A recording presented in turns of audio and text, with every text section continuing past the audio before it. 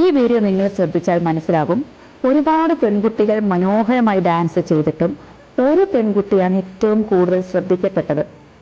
എന്തുകൊണ്ടാണ്? Because she is wearing hijab. Dance ചെയ്യണോ വേണ്ടോ എന്നുള്ളത് ഓരോരുത്തരുടെയും പേഴ്സണലായിട്ടുള്ള ഇഷ്ടങ്ങളാണ്.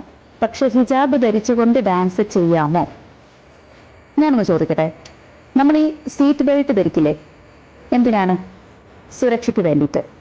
ഈ സീറ്റ് ബെൽറ്റ് ധരിച്ചുകൊണ്ട് തിരക്കുള്ള സ്ഥലത്തിലൂടെ 100-120 സ്പീഡിൽ കാർ ഓടിച്ചു പോയാൽ എങ്ങനെ ഇരിക്കും? ആ കാർ ഓടിക്കുന്ന ആൾക്കും അവിടെ യാത്ര ചെയ്യുന്ന എല്ലാവർക്കും ഡേഞ്ചർ അല്ലേ?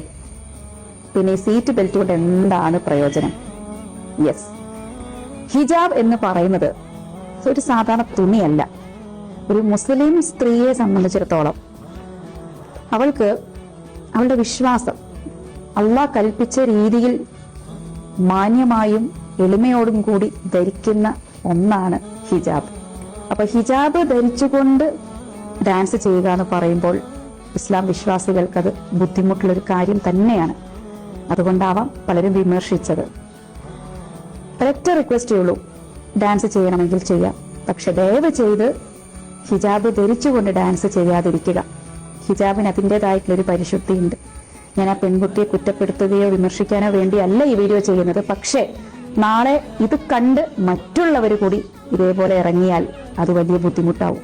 അതുകൊണ്ട് മാത്രമാണ് കേട്ടോ.